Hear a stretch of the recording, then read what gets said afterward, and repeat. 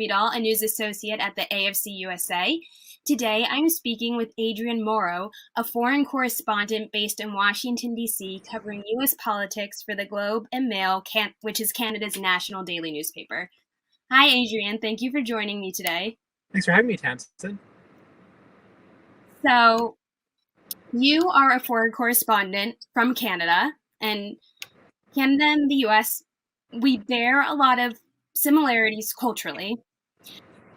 But I feel like many of us in the US aren't quite aware of how journalism works in Canada and if it differs from the US at all, especially during these past 4 years when, journalists in the US have faced a sort of fake news epidemic. Yeah, there are a few things that sort of differentiate the kind of work that I do here from what you'd often see from a U.S. journalist. Part of it is that I often end up doing sort of 30,000-foot view type stories about the U.S. So, for instance, when there's a healthcare, a debate about healthcare and Medicare for all, rather than doing sort of, day-to-day stories about, what the latest is in the debate or in the Democratic primaries or that sort of thing, I'd instead sort of do a 30,000-foot view story, kind of sort of a big picture story about, what the issue is, why it is that the U.S. Doesn't have universal health care, what the kind of different proposals are for for getting the country there, and then sort of what the effect of that looks like.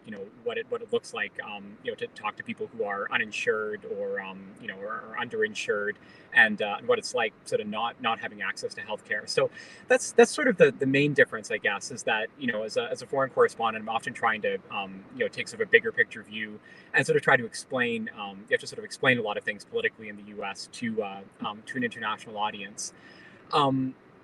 Yeah, in terms of the fake news epidemic, I you know I think that's one thing that's very similar for us as foreign journalists, as it would be for American journalists, that you know in the age of the internet, it's this wonderful thing that we've got so much information so quickly, and that it's, I think, sort of democratized news gathering. That it's made it so much easier for people to check 100 different sources if they want, and for people in Canada, for instance, to read American news directly, relatively easily, and and have access to this kind of stuff.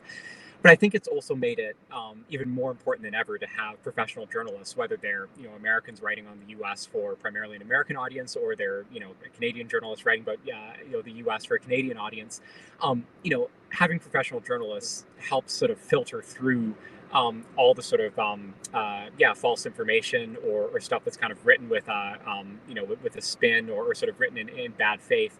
And I think sort of helps people to sort through that. So I think, I think the sort of work that we do has probably never been more important for that reason. And you had under the Trump administration a president who went far beyond. Most politicians bend the truth to some extent. Donald Trump went far beyond that. It was just completely either would disregard the truth, or just say things constantly that were untrue, and often in ways that undermine democracy. And so I think it was very important that you had journalists who were sort of constantly holding that kind of power to account, and saying here's what's true, here's what's not. And when the president was saying things that were completely untrue, making very clear to people what the actual truth was, what was going on. Is that an issue that you have in Canada as well? It was a big issue for the past 4 years that Trump was always kind of putting out false information or saying that certain information wasn't true. Do politicians in Canada do that as well, or is that something very unique to the US and maybe some other countries? I don't think that anybody ever. I don't think I've encountered a Canadian politician who did it to the extent that Donald Trump did, and certainly no Canadian politician, where it became as dangerous as it was with Trump. You saw Trump basically saying, the election result was completely, false, and essentially claiming without, a shred of evidence that there'd been this kind of widespread fraud that stole the election from him. There's been no Canadian politician who's taken it that far or done something that was that dangerous, basically, trying to undermine the results of a democratic election. Um, you know, you certainly have seen some of the kind of amped up rhetoric and the sort of over the top partisanship that's infected U.S. politics. Some of that I think has made its way to Canada, where you get this sort of this obstructionism for the sake of obstructing, or political parties that sort of refuse to work together or give each other any kind of credit to say, okay, this may be a good idea or whatever, even though the other party had it. You know, some people would argue that's kind of the nature of all politics internationally now, but I think a lot of it in the Canadian case is kind of imported from the U.S. And some of that very much predates Trump. You go back to the 90s basically, and the kind of obstructionism in Congress, and Newt Gingrich, sort of seeing politics as a battlefield. A lot of that because a lot of Canadian politicians saw that that worked for a time for people like Gingrich and others later on, and sort of did import it to Canada. So I'd say there's a little bit of that bleed over, but there hasn't really been, and there've been a handful of politicians in Canada who've tried to do the Donald Trump thing. Whether it's a celebrity businessman who ran for the Conservative leadership a couple of years back, or there's been a couple of politicians who've sort of adopted the nativist Trump rhetoric and talked about making immigrants take a Canadian values test, or tried to sort of tried to attack Canadian multiculturalism, but that hasn't really gotten the traction in Canada that it had in the U.S. Why, as somebody who reports about U.S. politics to a Canadian news organization, why do you think it's important to inform Canada about the politics that's happening in a totally different country? Because anything that the U.S. does affects the entire world, and I think especially so with a close neighbor and ally like Canada. I mean, I think it's something like 80% of Canada's foreign trade is tied up in the U.S. market, and Canada, is economically sort of a prisoner of geography, right? Where because we share this a single, extremely long land border, with just one other country that happens to be the world's largest economy. Anything that the U.S. does affects us in Canada. And that's certainly true on climate change, and on foreign policy and defense and security policy. But you probably see it day to day in the most kind of immediate, tangible sense for people on trade and on economics. And during the Trump era, for instance, I mean, you had a president who basically didn't really believe in free trade, thought it would be a good idea to bring in more protectionism, and for a time, put a bunch of tariffs on Canadian metals, and started a trade war with both Canada and Mexico and a lot of other countries. And so, it's really important for Canadians to kind of understand, what's going on in the U.S., what the thinking is of the U.S. government, because it sort of affects so many things. And and today, with the Biden administration, it's we see it on things like climate change, where Canada is only going to be Canada can afford to be more ambitious on the climate if the U.S. is more ambitious on the climate, because there's always going to be this sort of this sort of fear of competition, right? You're always going to have some politicians in Canada saying, well, if we go further on climate and doing things to sort of reduce carbon emissions than the U.S. is, then it's going to make Canada less attractive compared to the U.S. for people to invest in or set up their companies in, or that sort of thing. And so, if the U.S. sort of goes further than Canada on climate and says, no, we're really going to take this seriously and start putting in place more policies to ratchet down carbon emissions, that actually makes it easier for Canada to then sort of increase its own level of ambition, because they can say, okay, well, the U.S. is doing this anyway, so we can be ambitious too, without the fear of losing investment or raising costs for businesses. So there's just a couple of examples, I guess, of why it really matters what the U.S. does for a Canadian audience.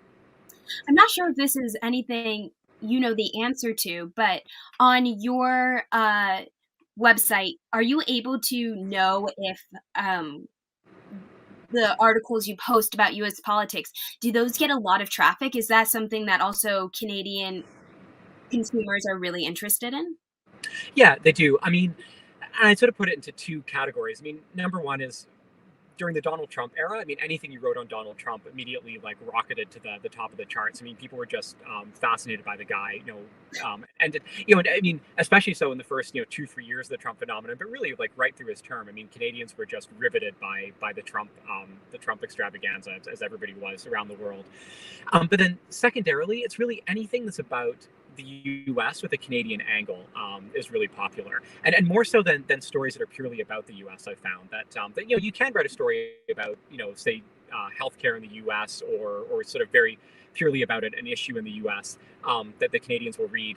But by and large, the sort of U.S. stories that Canadians most want to read are ones that have a Canadian angle. I did a story about a month and a half ago or so about a group of Canadian snowbirds, retirees who basically come down to Florida during the winter, despite the fact that, the prime minister has basically told people don't leave the country, has basically told everybody don't travel while the pandemic's on, it's really dangerous, all this sort of thing. I found, a number of Canadian snowbirds who had decided to basically disregard the public health advice, disregard what the prime minister is telling them, and come down to Florida anyway.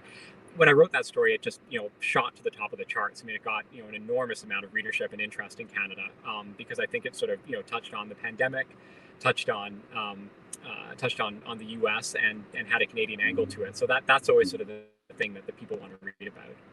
Yeah, everything that's like going on right now, all encompassed in one. So in your work, you often focus about U.S. Canada bilateral relations, which is something we just kind of spoke upon. But could you explain more about what specifically that is and the importance of reporting on it? Yeah, a few things. I mean, yeah, I guess a couple examples I gave earlier on trade and climate change. Trade was something I covered extensively during the Trump era because, negotiations over NAFTA and USMCA and these sort of threats by Trump to completely sort of tear up the trade deal, which, for both countries would be extremely severe. The consequences of that, had that trade agreement gone away, but especially severe for Canada when, we sort of rely heavily on the U.S. as a major trading partner. Other big bilateral issues. I mean, right now the Huawei situation, which kind of has a couple prongs to it. I mean, on one hand, the U.S. basically having taken a very firm stand on Huawei and sort of trying to keep it out of the 5G network in the U.S. and leaning on Canada so far unsuccessfully for Canada to basically do the same. While at the same time, Canada sort of ended up in this.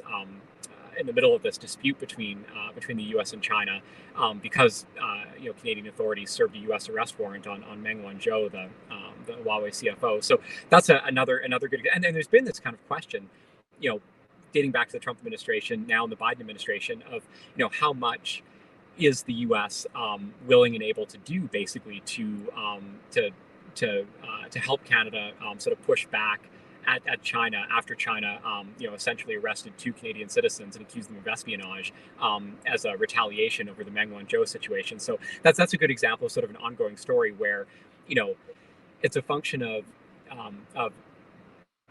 Chinese foreign policy, U.S.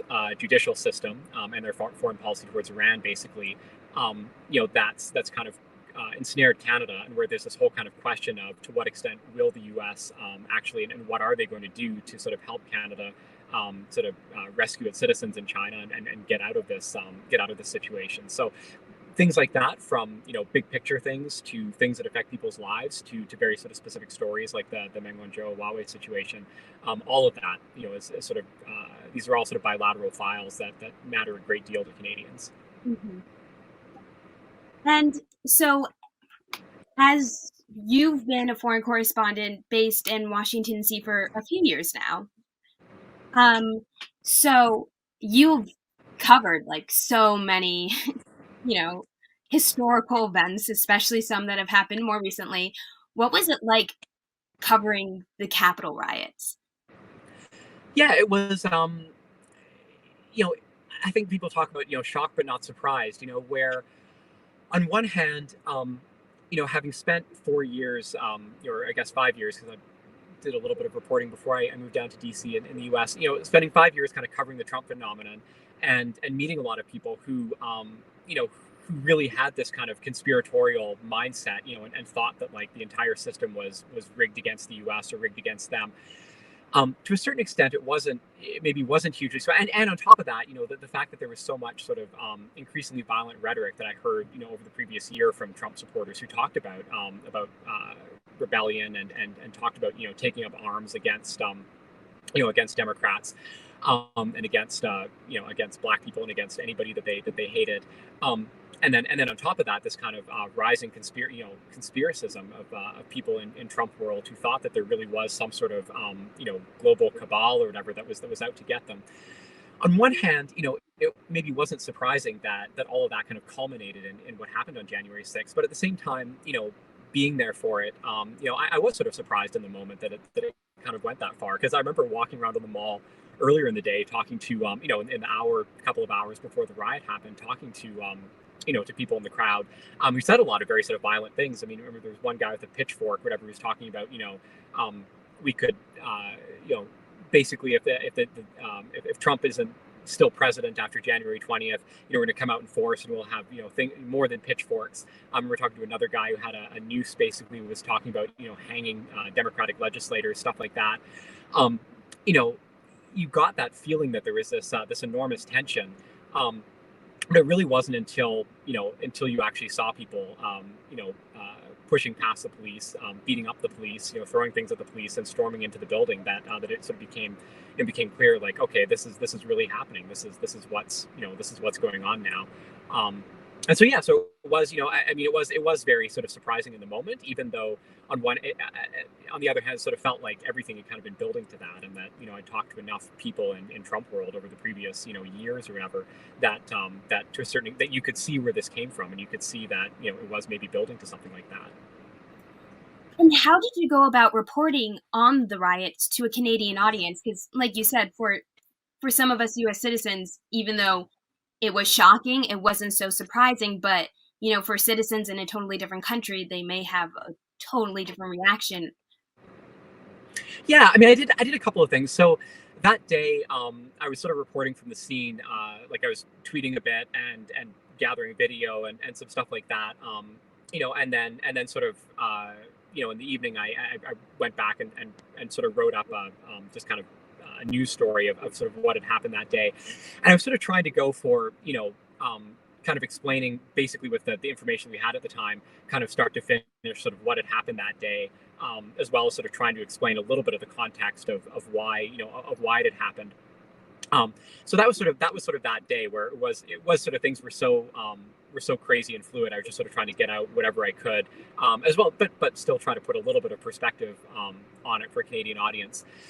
And then a couple of weeks later, sort of right before Trump left office, I sort of did a larger story where I kind of went back through my notebook over the previous 5 years, and I went back to try to find, okay, how do you explain what happened on January 6th, but then also sort of try to explain Trump's base and where you think this is going. And so I sort of went back through my notebooks from the previous 5 years and pulled out a bunch of sort of old interviews of people, basically starting sort of right at the beginning of the Trump phenomenon of people that I've been meeting, sort of years earlier, going right up to people that I interviewed on January 6th, and including a couple of people who there was one guy actually that I'd met a month earlier at a Trump rally in Georgia, who then ultimately ended up being one of the people who stormed the Capitol.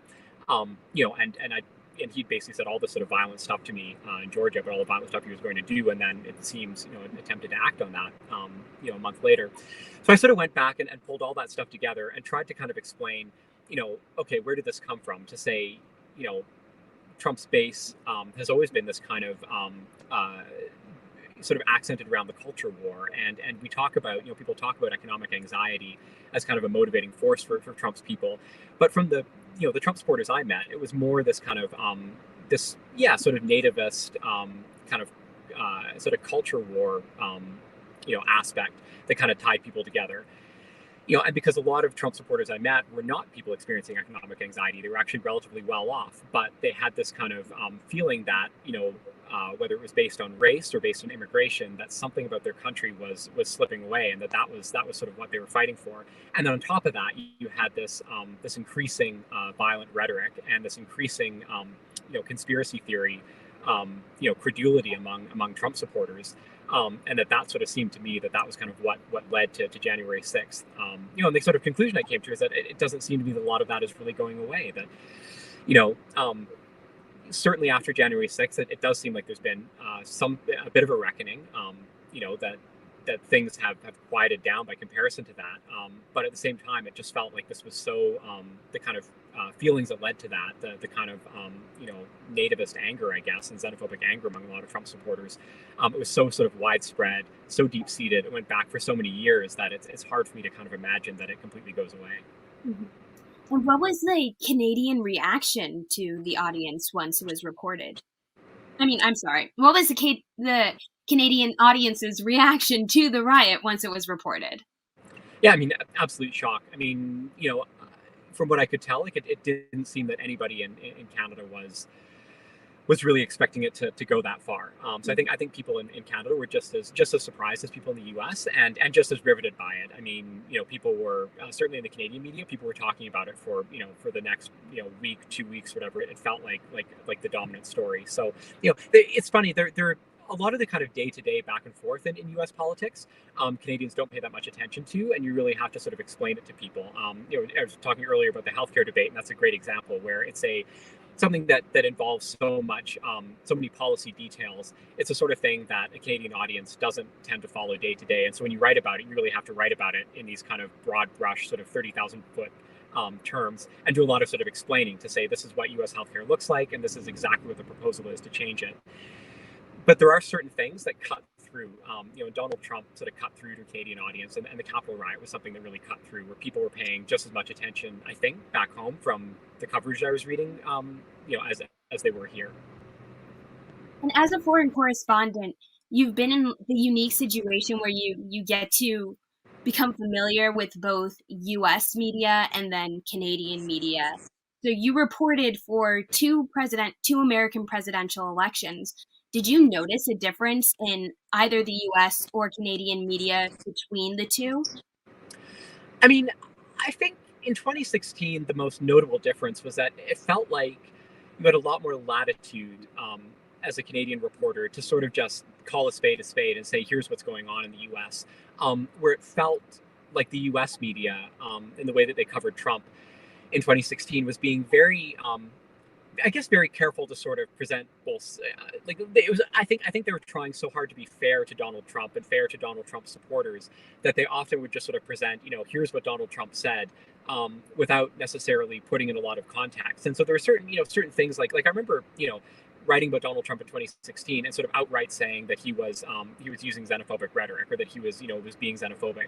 And there were, to their credit, American outlets that were saying that too. But a lot of the U.S. reporting seemed to be very careful not to sort of cast Donald Trump that way, or to sort of say, okay, here's what Trump said, and then here's what the response was, but not to sort of I guess get more kind of into that analysis of just saying, this is what Donald Trump is doing. He's basically running this kind of nativist, xenophobic campaign and trying to get people to vote for him, based on this, this sort of anti-immigration platform. I think a lot of that changed in the U.S. media after Trump was elected in 2016. There was a lot of soul searching by the media here about, had they. And on top of that too, you saw the U.S. media here would often just sort of carry Trump, saying false things, kind of unfiltered. And I think there was a lot of soul searching after 2016 about that in the U.S. media. And a lot of the American media got much more sort of, I guess, careful about fact checking the president, and about, not just sort of repeating the things that he was saying uncritically. And about being more willing to kind of say, this is what Donald Trump is doing. This is what his movement is all about. And so in 2020, I think there was, you saw a lot more of that, and especially after the election in 2020, when Trump was coming out every day and claiming, without any shred of evidence, that the election had been stolen from him, and that he was still going to be president after January 20th. You saw a lot more sort of effort by the U.S. media to sort of constantly remind people, this is what the president is saying, but there's nothing that backs it up. It's not true.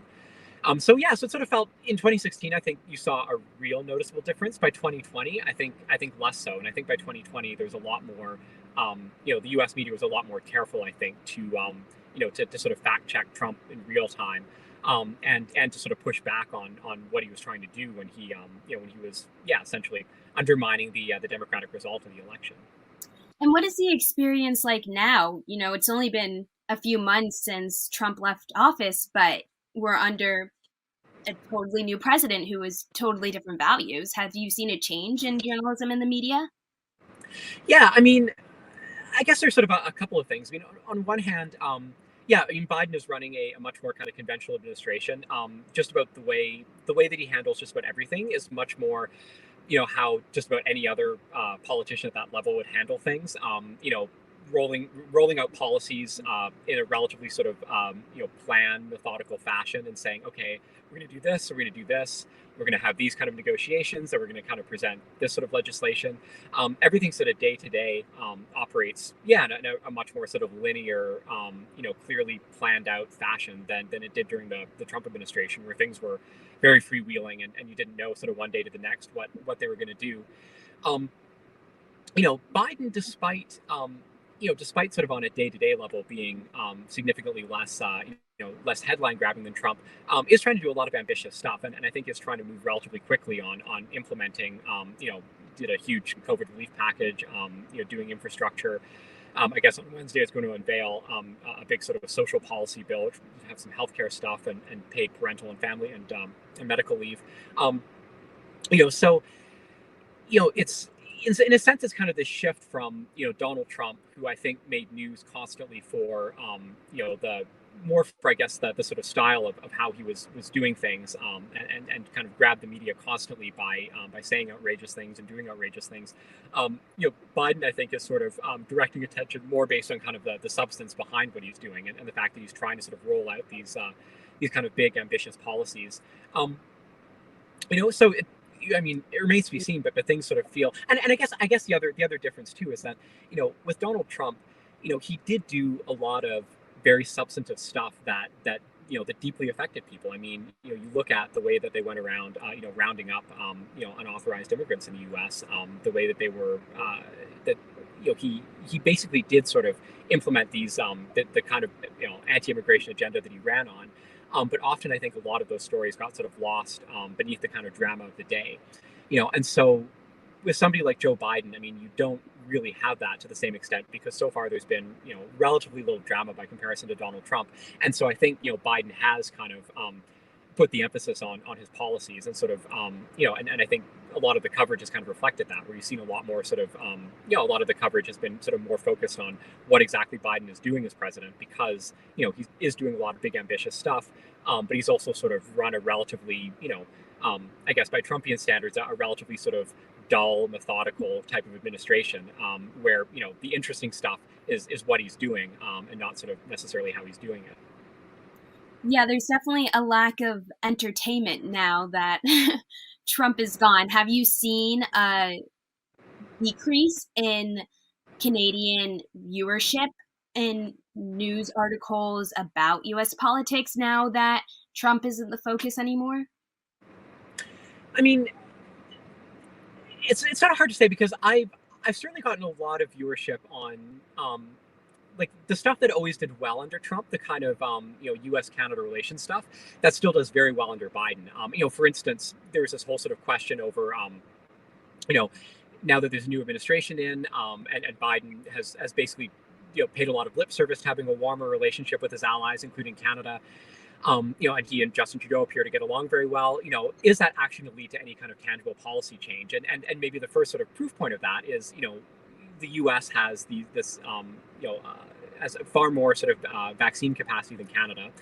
That's starting to change. Canada's starting to get more vaccines, but in the early going of the vaccination drive, Canada had a severe vaccine shortage. The U.S. had a lot, and so there's this kind of question of, well, okay, if Biden really is as friendly to Canada as he says, is he going to sort of reverse these Trump-era policies that froze Canada out of the U.S.'s vaccine supply?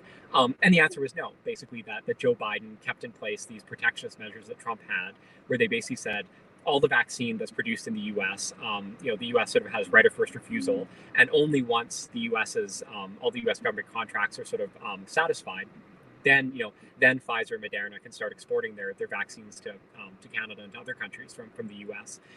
Um, Biden sort of kept those policies in place, even as Canada was having a really tough time getting its vaccination drive going for lack of supply. And so that was and that was a huge story. I mean, when I did a story about that, I guess it was back in February or March, that one sort of was just off the charts. I mean, people were very fascinated by that. When we've written about some climate stuff, Canada-U.S. climate stuff, which has gotten a lot of interest. So yeah, so a lot of those kind of sort of Canada-U.S. American stories with the Canadian angle still get a huge amount of viewership in Canada. I certainly ended up doing far fewer stories about Biden as a person, or Joe Biden says XYZ today, compared to the Donald Trump era. And so I think that probably does reflect, that without Trump, there isn't as much of that sort of appetite um, for just sort of any story about what the U.S. president is doing. But certainly the U.S. Canada stuff, has continued to get a lot of interest.